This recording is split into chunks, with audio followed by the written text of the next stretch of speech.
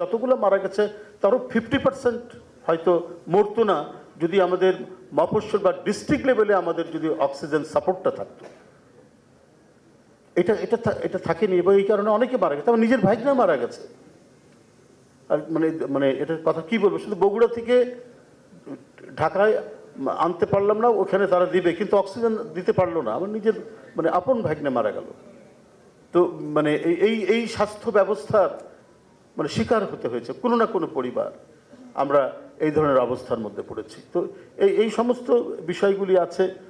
তো দেখুন ভেন্টিলেশনের এত অভাব, ইয়ের মতো একটা কি বলে হলি ফ্যামিলির মতো একটা হাসপাতাল, খুব নামকরা হাসপাতাল একসময় যখন খ্রিস্টান মিশনারিরা চালাতো, এখনও অনেক পরিষ্কার পরিচ্ছন্ন হাসপাতাল, ওখানে আমার মায়ের ভেন্টিলেশনের কোনো সুবিধা নাই।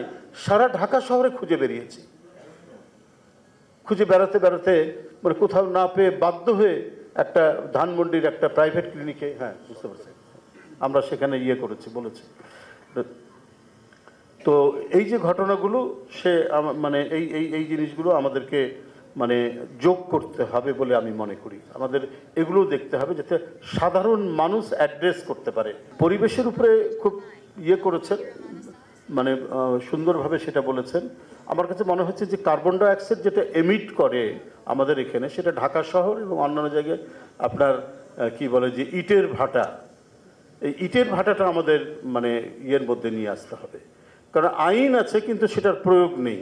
জিয়াউর রহমান গোটা জাতিকে উজ্জীবিত করেছিল মাত্র কয় বছর তার শাসন, কিন্তু এশিয়ান যুব ফুটবল মোহাম্মদ আলী ক্লেকে নিয়ে আসা, এর মধ্যে দিয়েই তো জেগে উঠেছে জাতি।